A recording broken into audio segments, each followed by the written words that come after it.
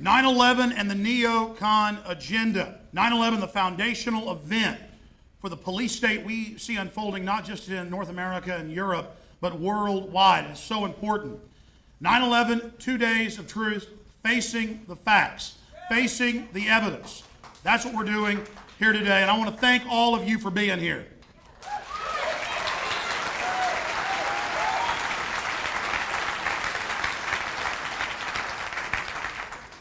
I'll be giving an hour-long speech and taking 30 minutes of questions later in the day. We have Professor Jim Fetzer, just one of the greatest minds on 9/11, coming up after we debut my new film, Terror Storm. You'll see just here in a few minutes.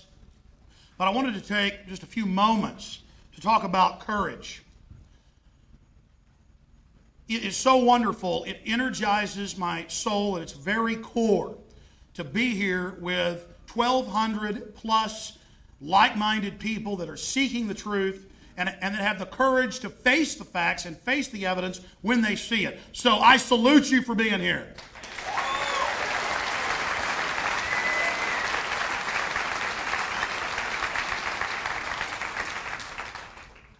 William Rodriguez is one of the heroes that we have here today.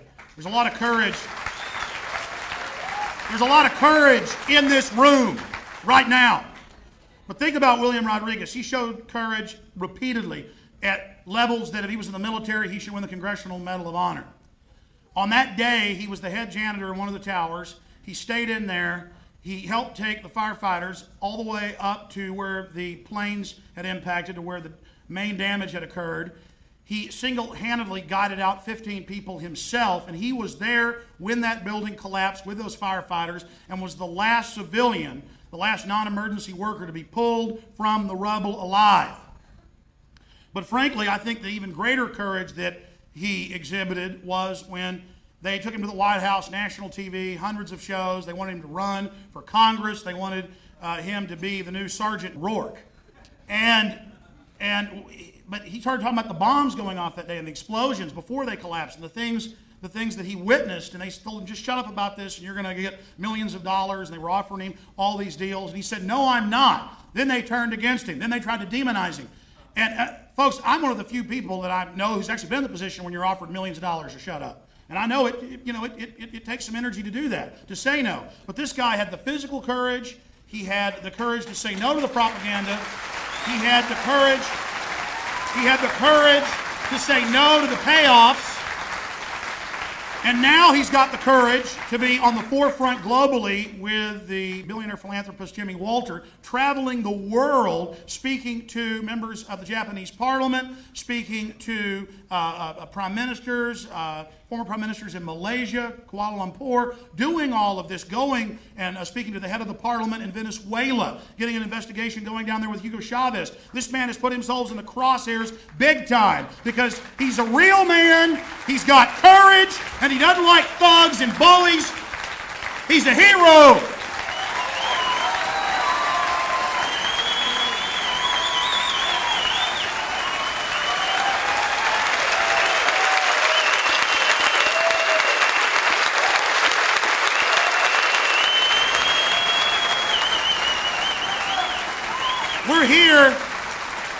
We're here amongst heroes, and again, all of you have courage for just being here. The alternative press that's here has courage. The national press that's here has courage to get this information out, to get in the arena, to put your cards on the table. I mean, it's just so wonderful to know that we've gone from almost 5 years ago with no one believing that 9/11 was an inside job but having the evidence to now in major polls, half of the American people in scientific polls believe the government carried out the attacks.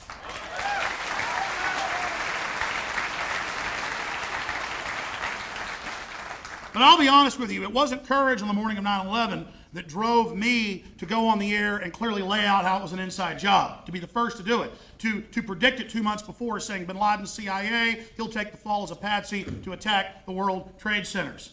I'd seen all the indicators. I had the assets inside the government to know that was coming. It would take mindless courage to see this tyranny coming and to just give up and roll over and let my family, my children, live as slaves, and I'm not going to do that.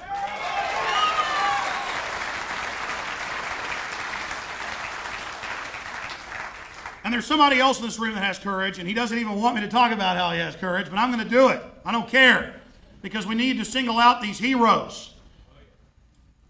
Charlie Sheen, a long time ago, got in contact with me, and he was doing research studying 9/11, one of the most informed people I know on the subject. I know a lot of other great Hollywood people who know all about it too. They're very informed, but they don't have the courage to go public and speak out against it and expose what's happened, because they understand what would happen to them. And believe me, Charlie and I talked about it before he decided to go public, and I didn't push him. I said, he said, well, I want to go public. I said, are you sure? And he knew what would happen. He knew the hit pieces, the spin machines, the things they could do. And just like flipping a light switch on, as soon as Charlie went public, we saw the most ridiculous allegations you could ever imagine. Of course, it have all been disproven as manufactured frauds. Think about that courage, knowing that 9/11 is an inside job, a self-inflicted wound, knowing that the official story is a fraud, knowing what the consequences are going to be, and going into that lion's den. That's the equivalent. That's the equivalent of being a World War II airborne ranger and charging up those beaches at Normandy against those machine gun and howitzer nests. And Charlie Sheen did it. He knew what was going to happen. He understood it. But I don't think he understood the huge effect it would have. The 9/11 truth movement had grown. It was growing fast. But when he did that, it was like adding gasoline to a fire. It exploded, and those fires have spread. And Charlie Sheen, what he did with those 2 radio interviews, and then what he did on Jimmy Kimmel, after he'd already been told to shut up, still going on, still having the courage, what he did, I think, is the most important thing he'll probably ever do in his life. And it changed the political landscape. Not just because he was a Hollywood guy or a director. No, because people knew the cost. They knew. People weren't stupid. They said, that's courage. That's somebody who knows we're under threat, and he's got the will to literally sacrifice himself to a great extent to try to save this country. So God bless you, Charlie Sheen. I love him. He's a wonderful person.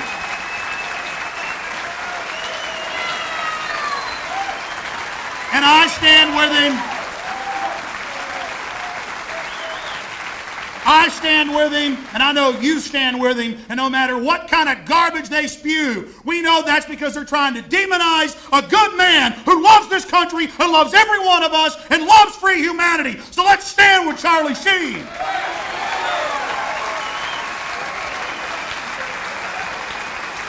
We have to stand with every single hero.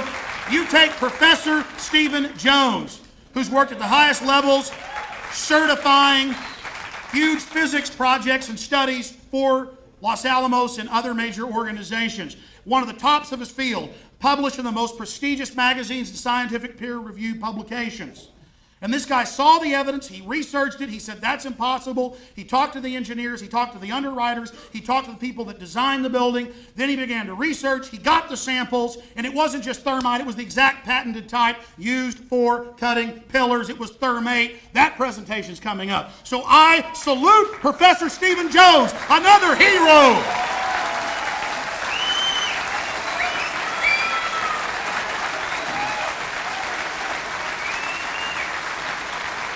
And now he's got other universities, other physicists, other geologists, others in archaeometry, others researching, reviewing, and his data is getting approved, confirmed, confirmed. It's conclusive.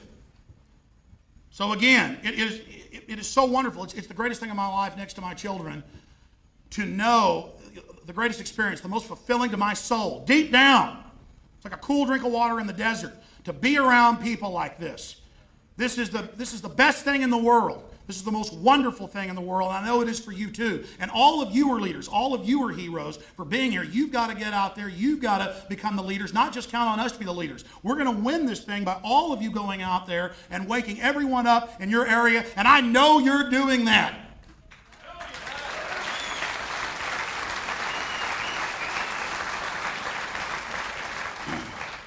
We have the moral authority. We have the facts. We're exposing the murdering criminals that carried out 9/11. My team, the guys that work for me, Ryan Slickheiser and Aaron Dykes and Kevin Smith and Mark McCorder and all the people, Rob Jacobson that are here, all my people that are here, they know what it's like. Believe me, the stuff they've gone through, the things they faced, being interrogated with me in foreign countries, having people call our office and threaten us, all the things they've been through, getting past the fear, standing firm, and seeing them getting energized. I don't even have to push them to work 18 hours a day like I do. They want to. They realize that we're at a crisis level, we're at a crossroads, a zenith point. We are literally at a key point in history where all of our efforts have to be put out at 110% to expose government-sponsored terror. Now, the film you're about to see, Terror Storm, is, I think, one of my better documentaries, probably the best we've made. And it has a lot of voiceover in the first because we have to go over all the facts. Then we go to England for the government-sponsored terror there. We cover Madrid. We cover 9/11. We get into a lot of different issues. And I think this film is important to all the other great films, an accompaniment to all the other great 9/11 films that are out there, because it does something that the other films really don't do. We spend a lot of time on the admissions of government-sponsored terror. You're going to see a lot of examples here, and we could have had dozens more, but there's just too many in a 2-hour film to put it all in there, of where governments carry out terror attacks, or criminal elements of government carry out terror attacks to scare their populations into submission. So this is going to be an amazing 2 days, and I am just honored to be here with you sharing it. We could have had thousands more here, it's just there's no venues big enough unless you get some kind of stadium. We had to turn away, just this week, thousands of people. It was over 300 people calling wanting tickets. Just the first few hours I announced it was sold out, so I'm sad for all of them, but there are some viewing areas out there for the few hundred overflow that did come. And so this is just so wonderful. God bless you all.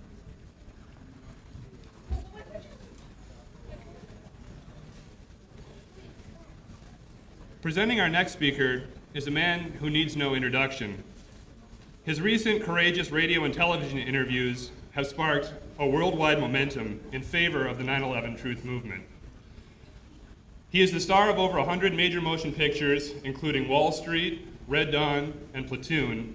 Currently, you can see him on CBS's 2.5 Men. Ladies and gentlemen, the indestructible Charlie Sheen.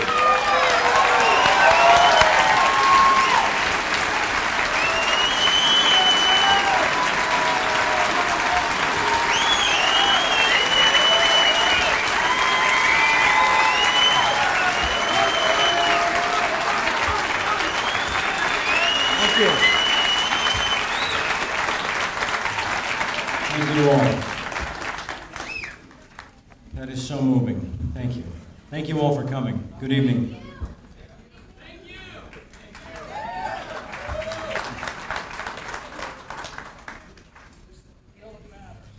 Everybody's making a big deal about what I did, and I just felt like I was pursuing the truth. That's all.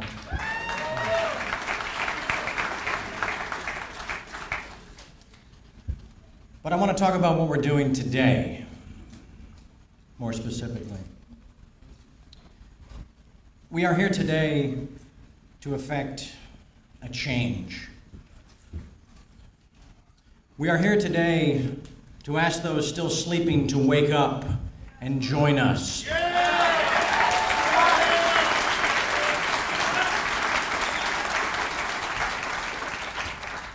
We are here today to present a case forged in science at the bedrock and common sense in its foundation. We are here today to fire a warning shot across the bow of mainstream media to remind them of their original responsibility as civil and political watchdogs.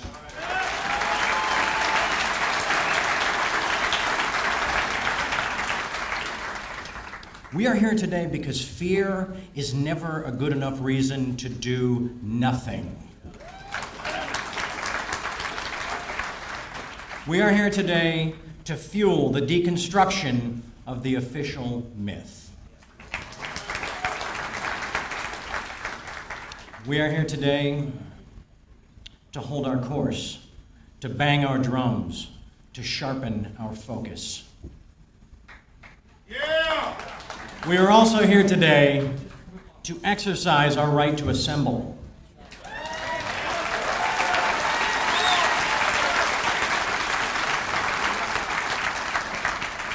Our right to speak freely.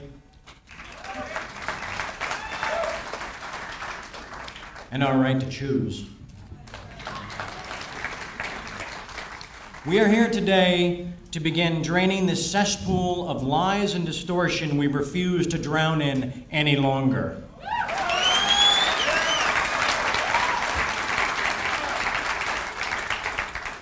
We are here today to unleash a juggernaut of truth.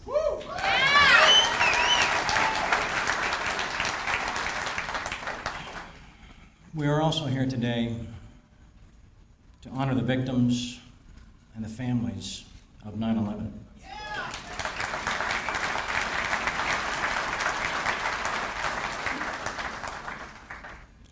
We're here today for our children.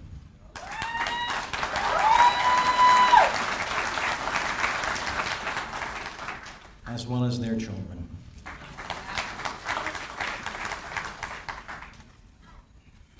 In our country's great history, every seminal movement, every groundbreaking event, every pioneered moment began with one person. A person with a vision, a person with an undying passion, a person who could not and would not do nothing. A person who risked everything to stand naked in the eye of the storm, in the mouth of the beast, in the crosshairs of oppression. We are blessed to have such a person with us today. A true patriot, a real American, a genuine hero. It is with great honor that I introduce our next speaker. Please join me in welcoming my friend, my comrade, my brother in arms, ladies and gentlemen, the one, the only, Alex Jones.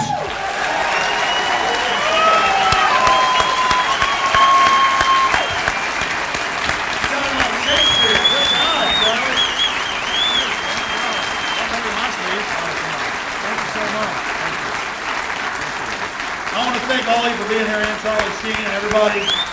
Charlie, I'm not going to keep you up here too long, but what's it like to see all these energized people? I mean, this was your idea, really, originally, to have a truth convergence here in Los Angeles. What do you think of this? This is real, and it's inspiring. I'm inspired by your speech, I know that. Lastly, what was it like when you took that plunge? Because we talked about it. I mean, Charlie knew what he was doing. He's not a stupid guy, he's smart. What was it like when you took that plunge, when you decided to go public and speak out? When everybody else, in Hollywood seems to know what's going on, they didn't have the will that you had, the courage. How did you do that?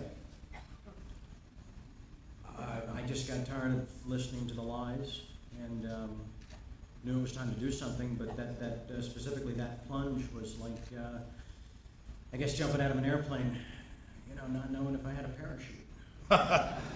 Well, Charlie Sheen, I want to thank you for being here, and I want to thank the crowd for being here, and I'm just honored to have you here with us. There's no way to top what you said. It was like Shakespeare. Oh, please. No, it was. Come on. You're too kind. You're too kind. Thank you.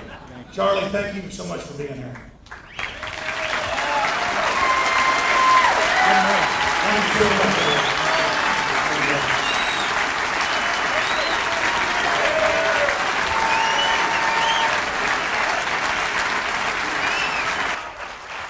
So a lot of you came here at great expense, and I do really appreciate that. And we've been amongst a lot of heroes, a lot of good people, wonderful women and men, because we know the truth. We understand 9/11 is being used to destroy every fundamental liberty that we hold dear, that makes us free human beings. And I wanted to just briefly, because it hasn't been addressed fully, I think, Webster Tarpley spent a few minutes on the time he had on C-SPAN this morning, to talk about just what we've seen the last month. In the same day in England, there was a raid with hundreds of police, 40 plus on one house. They go in, they shoot the innocent person, no terrorist connections, no weapons, no nothing.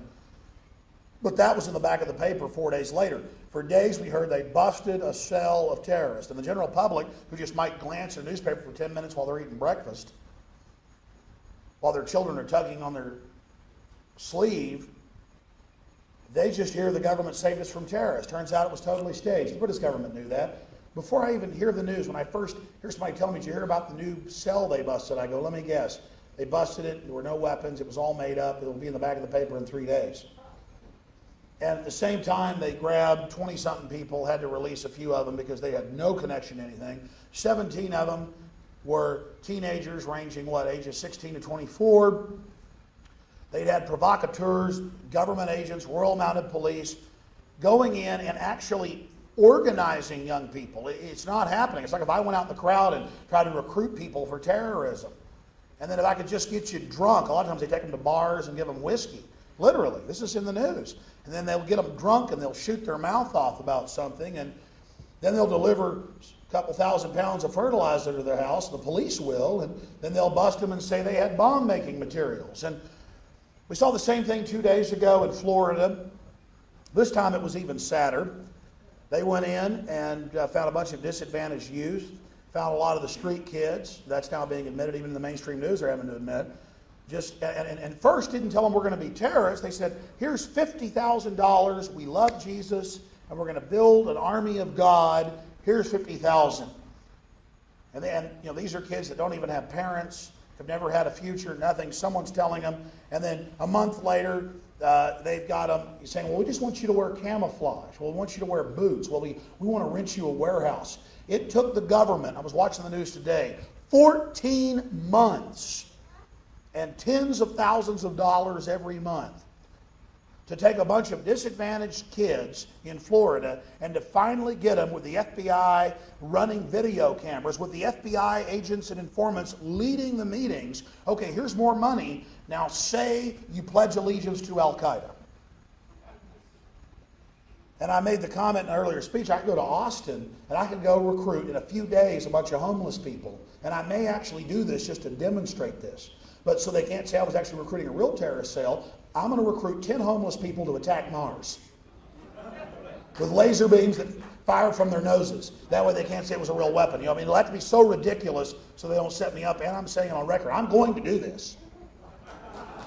And it's going to seem like I'm being mean to these people, but at the end I'll give them a bunch of money and they'll be happy. The point is I'm going to do this just to demonstrate what the government is doing. We have to show people how this is done. This is done over and over again. And let me tell you how criminal this government is. Long before 9/11, I knew the government were provocateur and carrying out terror attacks because I'd researched it, but we tried to build a World War II veteran a new home. Joe Campana, he died 2 years ago, but he enjoyed his new home for 4 or 5 years. In 1998, Joe Campana, World War II, highly decorated vet, he wouldn't brag about it. We just saw the stuff in his house in a crate we were taking out and they were going to bulldoze it. He'd been an atomic soldier. He'd been at Bikini. And his house was leaking, falling in. Nobody'd help him. He wasn't mentally ill. He was very intelligent. At the same time, he didn't want to go get his welfare. He wasn't even getting the government checks. They hadn't been giving them to him for years. He didn't know how to go through the bureaucracy to get it. People who really need it never really can get it. Just crooks that work the system can. And so he would, all over town, he was known, he'd go pick up cans, walking all day with these big bags of cans. And I learned about the story. They were going to bulldoze his house, and I thought, well, we'll just do something nice. We'll go down and we'll fix his house. And these horrible police showed up and with some city people. And I didn't know that he had 2 acres there, about an acre and a half, and it was worth around $500,000+ as some developers wanted it. We later learned that. They're being real mean to us, said, you got to get a permit. We're saying we're going to try. They said, well, it's condemned. You're not allowed to. And I said, fine, we'll just build him a new house. And they had undercover cops out there on that property day after day going, we need to kill politicians. We need to bomb things. And I'd say, just knock it off. I'd get cameras. We'd follow them out. They'd get in unmarked cop cars. I mean, that's how evil our government is, folks. They didn't want citizens coming together and doing something good because the government didn't do it. They didn't want people building a new house for a veteran. And the government got so mad, and the corporate interests that controlled them got so mad because they didn't get to take that piece of property there in Hyde Park in Austin, Texas. And by the way, it was worth, I was told, over $500,000 back in '98. That land's worth like $1 million now. And he did die, and I'm told they went ahead and grabbed it. The point is he got to live out 4 or 5 years in his house. There was another old guy, another World War II vet, Roland Ellingston. Real war heroes never talk about it. And we were in his house. He had cancer. I know they have computer files, the government and city governments and the developers access it, because it happened to my grandparents, my mom's parents. They didn't have a lot of money. Same thing happened to them, but I'm not going to tell that story. And as soon as you have a heart attack or cancer, that's when they come for the property. They know. And we were there trying to help the guy when he had cancer and all that. I've never even really told this story. And I'm in there in his house and looking through his stuff. And he's this great guy who's been mowing yards since he got back from World War II, and mowing yards when he was up to like 76, 77 years old. They're trying to take his house because, again, it was off 37th Street, and those lots, and he owned 2 houses and 2 lots. He rented one of them just to pay the taxes. And they were trying to take his house, and they showed up and they said, "You've got 3-inch grass. That's junk in your yard." So he'd get out there and mow it, but they didn't care. They sent their mafia cops over, arrested this guy. He was defecating on himself in the police car with colon cancer, going to the thing after he'd had all this radiation treatment. I mean, I didn't know all this stuff back when I started fighting the New World Order 12 years ago. I just saw them, man. They're mean to the weakest people. We're fighting total scum. These are people that'll do anything just to get power, anything just to get money, anything just to get status. And they walk all over these innocent people, and that's why I'm angry. That's why I hate them. And that's why I'm going to fight them. But I don't fight them just because I hate them. I fight them because I love my family, and I got to protect my family and other people's children from these cold-hearted, murdering scum. And you're here to fight this cold-blooded, murdering scum too.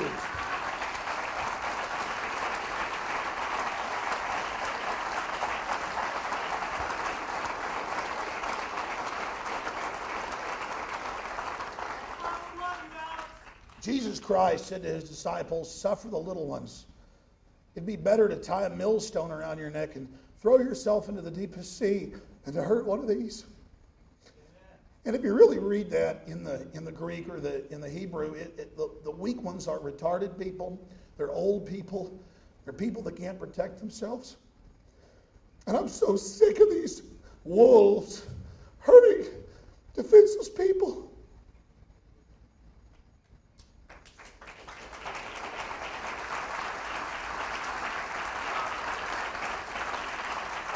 It's our job as men and women, no matter how evil the enemy is, no matter how strong they are, no matter if they kill us, and make no mistake, I know they're going to kill me. I've looked at it, I know. Because I know we're going to have success and we're going to force their hand. But it's worth it for the weak. The weak. They need us.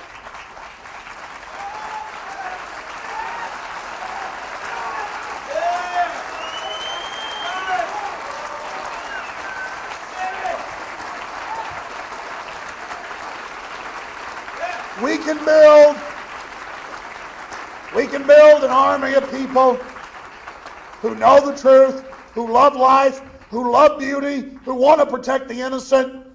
And we can smash the New World Order. We can bring them down, and we can bring them to justice.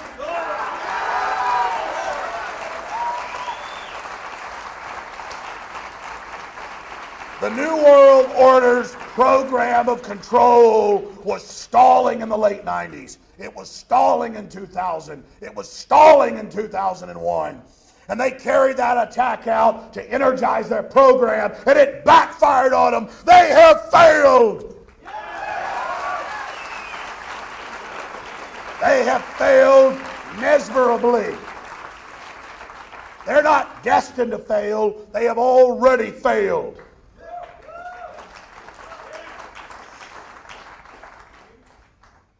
We are fighting for the heart and soul of humanity. We're only a seed. We're only an egg. We haven't even begun to reach our most basic potentials. We can travel to the stars. We can live longer lives. We can have clean, good technologies. We can have governments that are on fire for the human spirit. But a tiny elite is threatened by you being free. They know their dark empire can only continue when you are enslaved and when you are in the dark. And it makes me so angry to see elites that would actually try to harness and dumb down our species. It is the ultimate crime.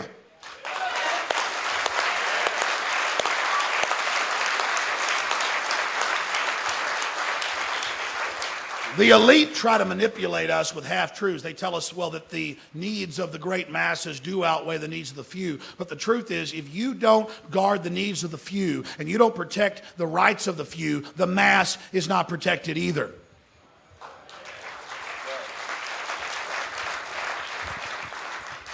And you have to look at it and understand. You have to know that they twist everything. Yes, it's true that the needs of the many do outweigh the needs of the few. By the way, Spock didn't invent that. That was written 2,000, 3,000, 4,000 years ago by every major philosopher. But what that means is that the few that know, the few that are strong, they have to stand up for the many that aren't aware.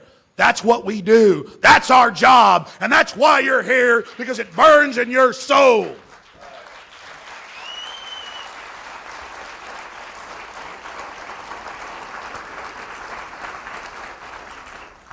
As long as there's a human alive, as long as there are families that are happy and children laughing, I will live forever.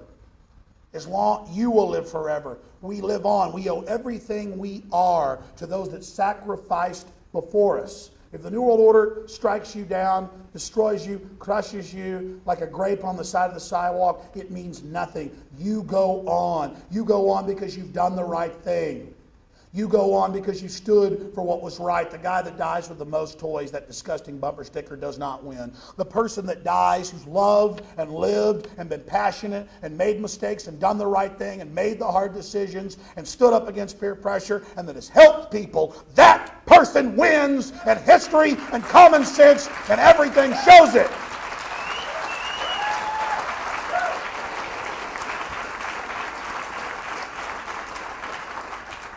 I appreciate you being here.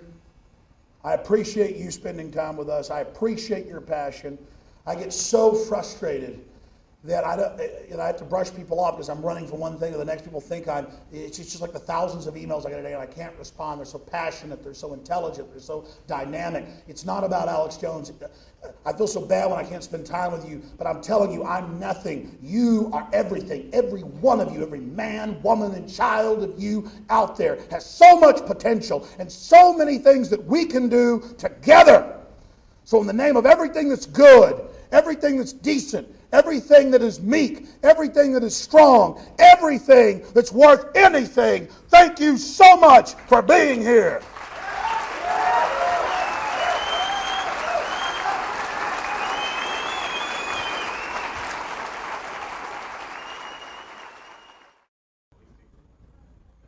Hello, I'm Alex Jones, and I'm the organizer and presenter of the conference we've been having for the last day. We're now into the second day, 9/11 and the Neo-Con Agenda, Facing the Facts.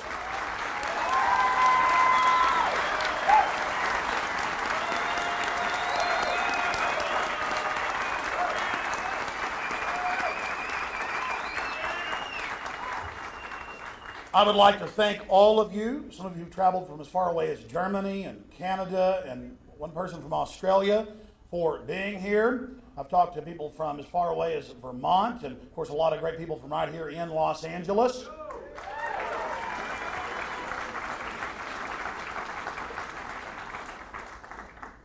I would also like to thank C-SPAN for being here and covering this event.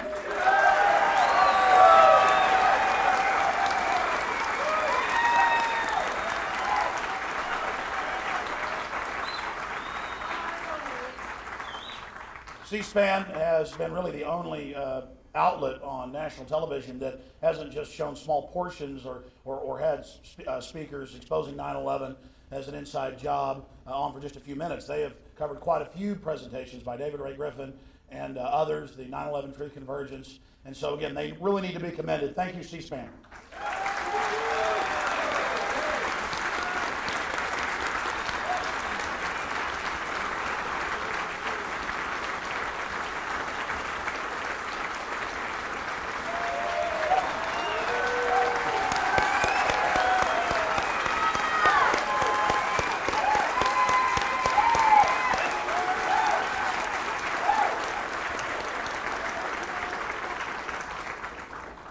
I'm just going to speak for a few minutes, then we're going to introduce our panel and give them all a 5-minute opening statement. Then we're going to open it up to a general discussion about 9/11 and the unanswered questions and the clear evidence of black op, black world involvement in the tragic attacks in New York and Washington, D.C. And then later, I believe we'll have time for about 15, 20 minutes of questions. Long before 9/11 took place, I was fully aware of the historical fact that governments, Western governments, Eastern governments, the U.S. government, elements of it, normally small criminal elements, have staged terror attacks or have manufactured different pretexts to invade countries, attack nations, or enslave their own domestic populations with police state measures. And so, opening this up today, I wanted to talk a little bit about the history of state-sponsored false flag terrorism. Even the CIA's own website, CIA.gov, in their history department admits, and 14 books, scholarly books have been published, including one by Kermit Roosevelt himself, where our own government admits that in 1953 they staged false flag terror attacks and riots, shootings, to blame it on the president, the elected president, Mossadegh. That's part of the record. And then we have declassified documents like Operation Northwoods from the early 1960s that was green-lighted all the way up to Kennedy, and President Kennedy said no to Operation Northwoods. Operation Northwoods in late 2000 was actually covered by ABC News and the Baltimore Sun. You can read the document itself, the National Security Archive, and the Library of Congress online. Just type Operation Northwoods into Google. And I say that for the TV viewers out there because this is really a foundational document. In it, the Pentagon and General L.L. Eminser, the Chairman of the Joint Chiefs of Staff, proposed, not as a war game, but as an operational plan that they wanted to implement as a pretext to go to war with Cuba and then perhaps the Soviet Union, widening it, a cocktail, a cornucopia of false flag events that would kill and wound individuals, American citizens, and then other events where they would claim Americans had died where none had died. And one of the 5 different terror attacks they discussed that they could carry out to blame on a foreign government is the hijacking of a jet by remote control and crashing it, and then having a list of dead Americans, preferably students, to create a catalyzing event to get the public angry and behind a war effort. You can go read this in Operation Northwoods. They're proposing it. Also in Operation Northwoods, they talk about blowing up a ship in Havana Harbor, similar to what happened to the Maine in 1898. They talk about having Cuban Americans from the Army dressed up like the Cuban military and attacking the U.S. Marine Corps base at Guantanamo Bay, blowing up the ammo dump, firing mortars, and, yes, shooting our servicemen.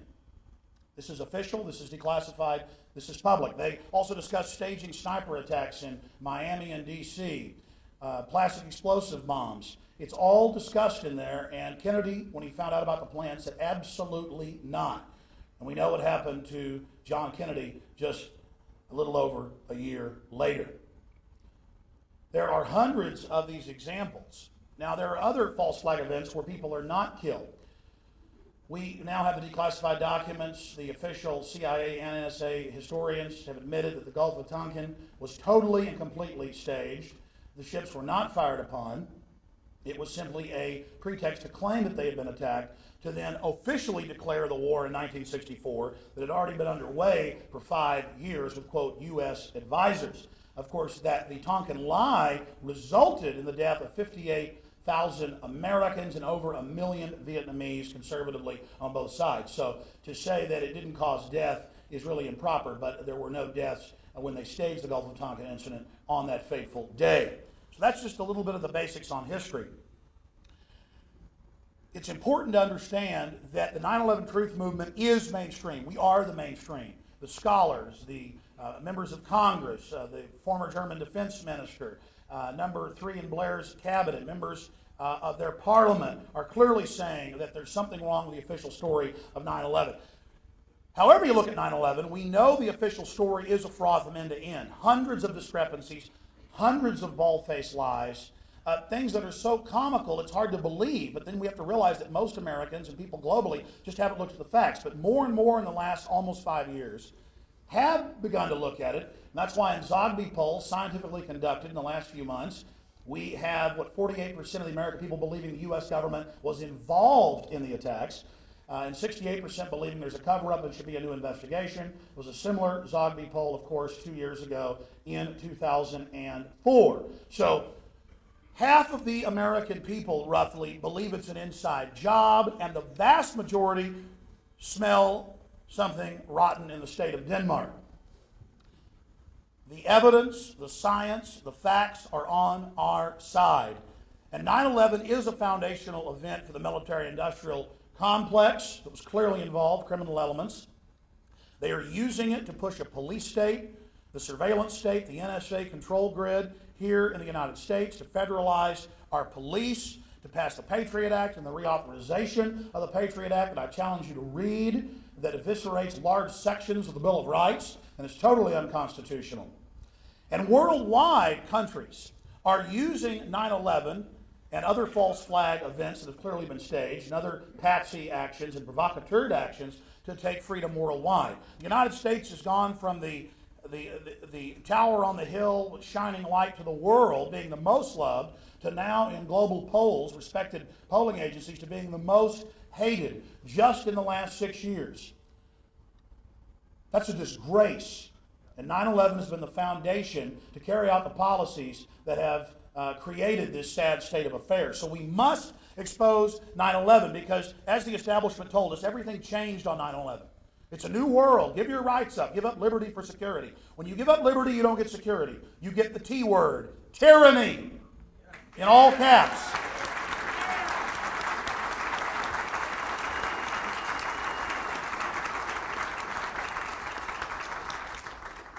We all know that 19 people being directed from a cave in Afghanistan could not have NORAD stand down, could not run CIA drills that day, very similar to what actually happened, could not call public officials and warn them not to fly in the days and weeks leading up to 9/11, could not engage in insider trading leading back to the Central Intelligence Agency and other groups in our own government.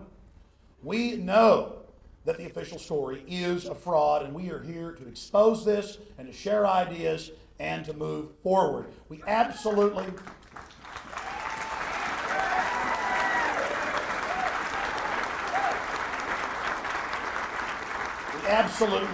must do this for the future of our civilization. The United States of America is America and was loved because we've never been perfect, but we were the best. This is where the freedom came from. This is where people stood up against kings and queens. This is where black people stood up against oppression. This is the place where we've seen so many struggles for liberty and decency and controlling our own lives. And 9/11 is an attempt by global criminal networks to scare us into submission to their 21st century tyranny. And we say no.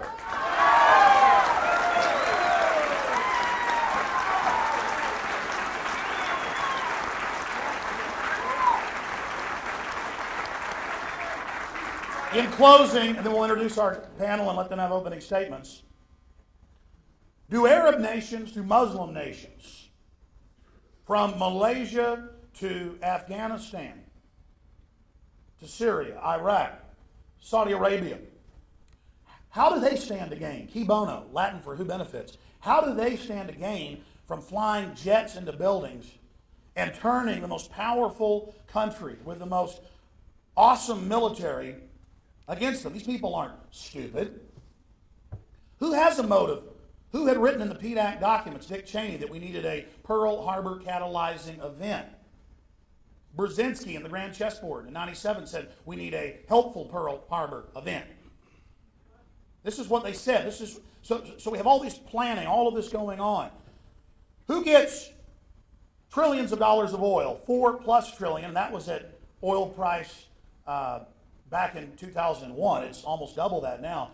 $4 trillion in Afghanistan, $4 to $6 trillion in Iraq of discovered reserves there, right under the ground.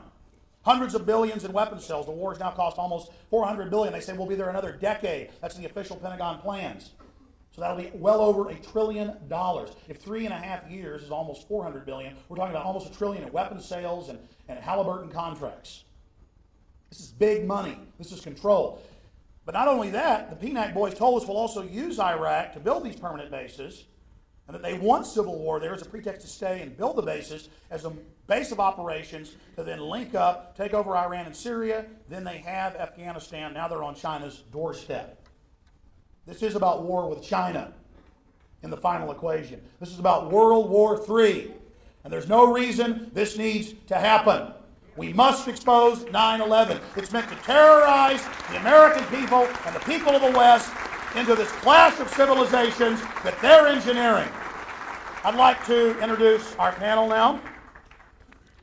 And I cannot do them justice. Their bios, their letters, their work, their accomplishment, the things they've done, their service is unparalleled. I'm so honored to be with these great men today and with the men and women here in the audience. We have Professor Stephen E. Jones. This professor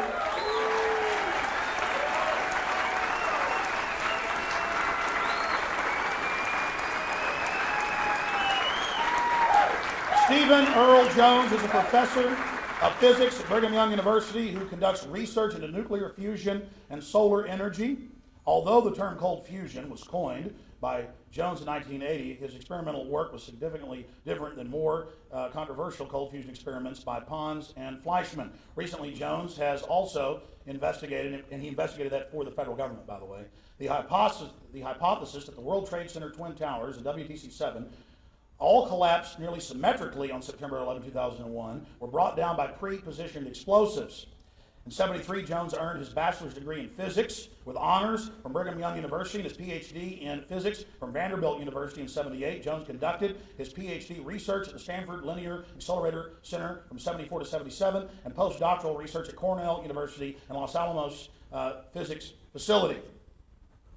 And he has written a scholarly paper that has, of course, been posted on the Brigham Young University website, and right now he is working with several other universities and other physicists and scientists, geologists, studying some of the samples they were able to get from the North and South Tower, and it shows conclusively thermite was used to cut the pillars. Not just thermite, the patented type used for demolition, thermate.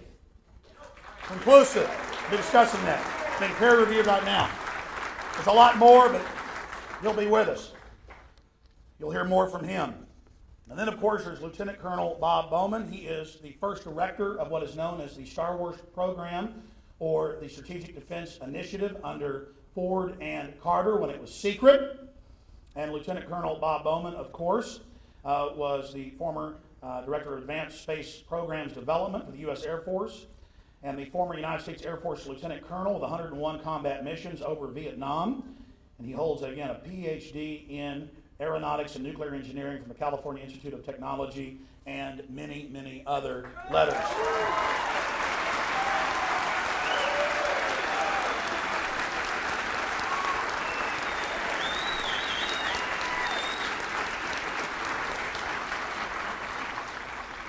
Webster Griffin Tarpley has been writing for over 25 years on government and state-sponsored and criminal network terrorism.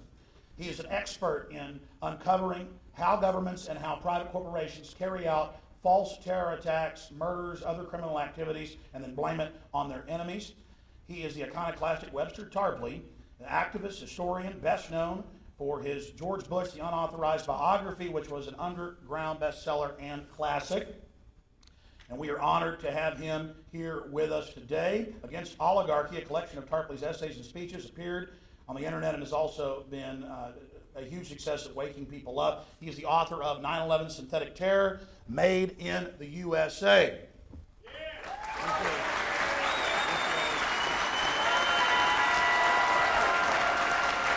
And then lastly, I'm not going to be able to introduce this guy properly, so later I hope he tells us a little bit more about himself, but he's edited many books, published books on government criminal activity, on the JFK assassination, Professor James Fetzer founded 9/11 Scholars for Truth, a group with over 300 faculty, students, and scholars who question the official scientific account of the September 11, 2001 attacks. The group was founded December 15, 2005, and has sent shockwaves around the world. It's been a magnet, a think tank, to bring the best and brightest minds in many different fields together to expose 9/11 and other government-sponsored terror events. And then, of course, lastly, I also am a documentary filmmaker. I produced 3 films on 9/11, 9/11 The Road to Tyranny, The Masters of Terror, Exposed, and my last film, of course, was Martial Law, 9/11 Rise of the Police State, and a soon-to-be-released film, Terror Storm, which focuses on all of the declassified admissions of state-sponsored terror by Western governments and, of course, the United States government, criminal elements of it. So, gentlemen, we're now going to have a 5-minute, 6-minute opening statement from each of you, then we'll open it up to a general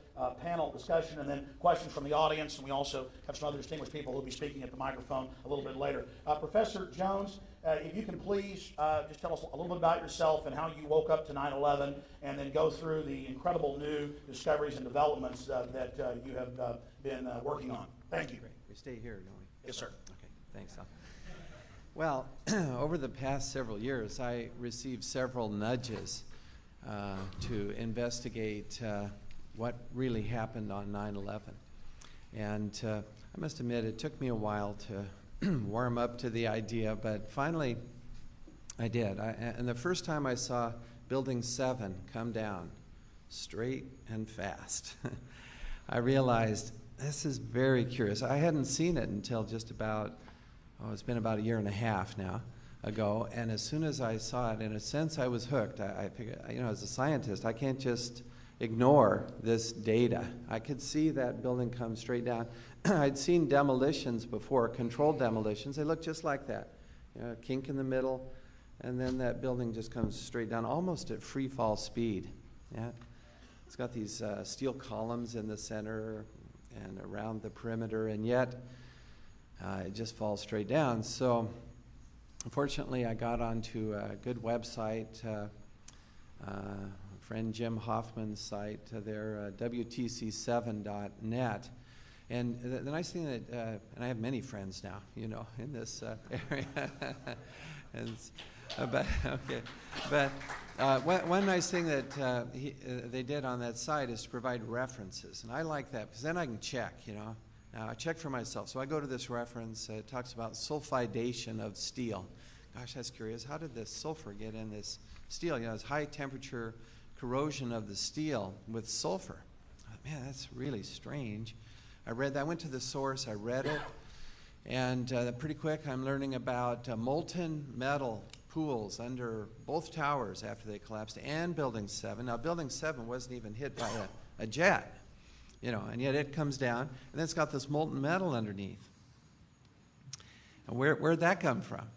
I mean, I hear people say, well, that would be from the metal of the planes. Well, that might work for the towers, possibly, but it sure doesn't work for Building 7. It was 300 plus feet away from the North Tower, and no plane hit it. So where does this molten metal come from?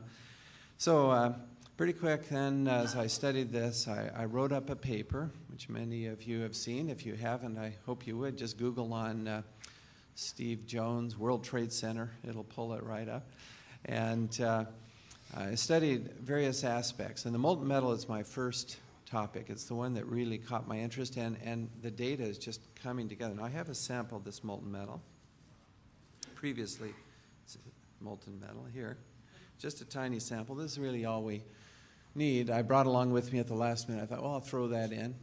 And by analyzing this, we determined it is not molten aluminum from the plane. Okay.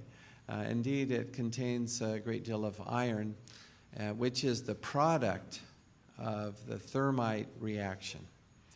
Now, thermite can be purchased on eBay, and many people, I show it in my class, physics, and I'll be showing it this fall in my physical science class. It's commonly shown. It's a very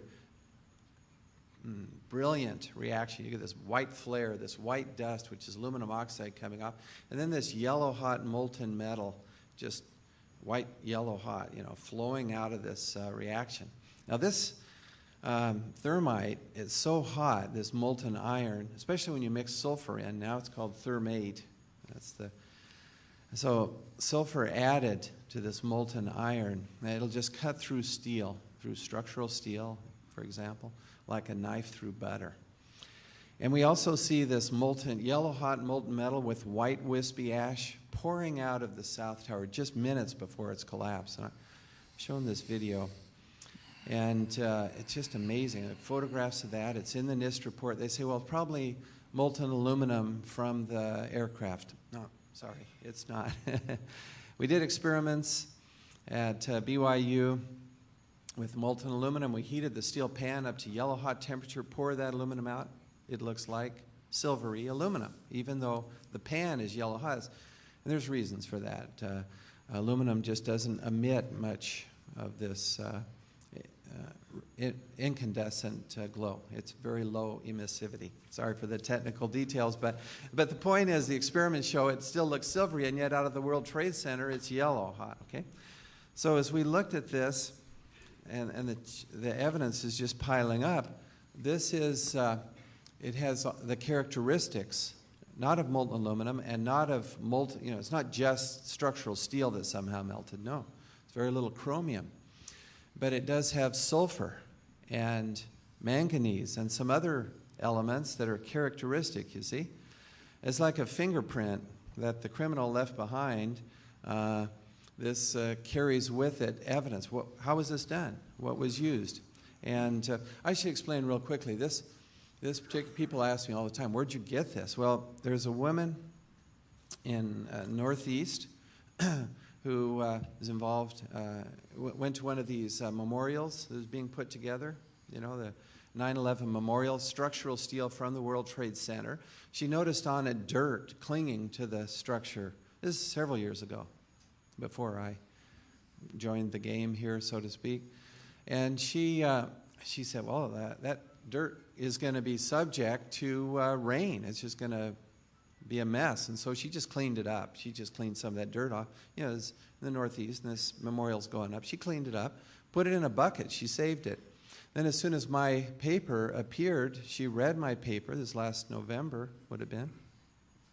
As she read my paper, I'm calling for an investigation, particularly of this molten metal, and see what's going on. It'll tell us what happened, give us insight into what really happened on 9/11. Well, she immediately sent me this sample. Quite a large sample, actually, but not all of it. She said, I'm keeping some back. And I said, that's good, because we may want to, have another lab check it. Don't send it here. You'll send it to another lab directly at some point, probably. Anyway, in there, I don't think she even noticed there's this molten metal chunks. See? In with this, just from this memorial to 9/11 and to the families, who I deeply sympathize with those families. So we checked this metal, and that's how we got it. And another sample like it, same characteristics: high in iron, manganese, fluorine.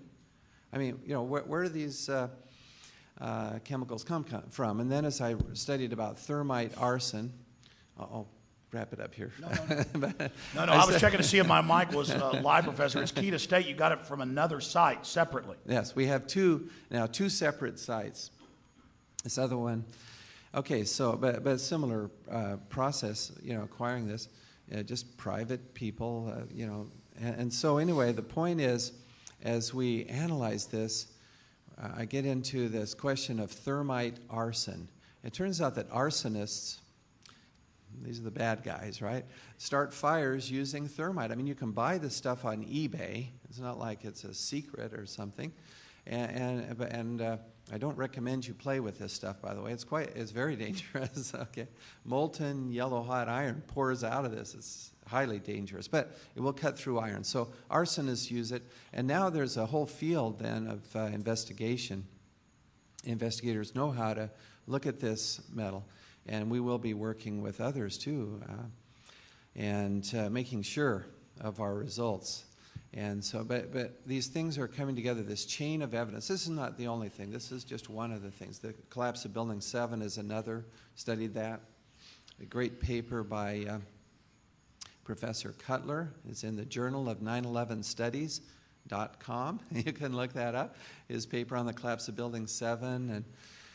And so anyway, this chain of events leads me to reluctantly conclude that indeed there does seem to be insider, in other words, not just the hijacked planes, but also others involved setting these thermite cutter charges in the World Trade Center to bring them down. This again leads to the conclusion that our Constitution, which is our heritage as Americans, I love my country, I love the Constitution and the people in America. I'm afraid that our Constitution is literally hanging by a thread at this stage. And Professor, can you specifically, because you've talked about this on my radio show, you published it, you looked at the thermite, you tested, it's not just thermite, it's the patented thermate. with the sulfur. With the sulfur on top of it as an accelerant. Then we expand on that. This is even patented. This is actually used to cut large pillars. It's true that when you add sulfur to the thermite, it now cuts very quickly through steel. And again, do you remember earlier I spoke of this paper I read? These metallurgists in Massachusetts had looked at World Trade Center 7 steel and some from the towers also. Strange, they said, that high temperature sulfidation, where does this sulfur come? Where do these high temperatures come from? Well, the answer, you see, we're getting at, it's totally consistent with this thermate. So specifically, you looked at the science, and only thermite could create these molten pools that a month later were still at many thousands of degrees hotter than jet fuel burns down in the basement collapse area. And then you have the hypothesis thermite could do that. It's a prime suspect. You get samples. It's not just thermite. It's the demolition special design thermate. Yeah. Unbelievable. That's accurate. I mean, and it's consistent with these other metallurgists. See, that was in the New York Times as this sulfidation of the steel came out. World Trade Center 7, there's no airplane that hit it. And so how do you explain this? And then the towers too. And the New York Times said this is the greatest mystery uncovered so far. Words to that effect. All right. Thank you.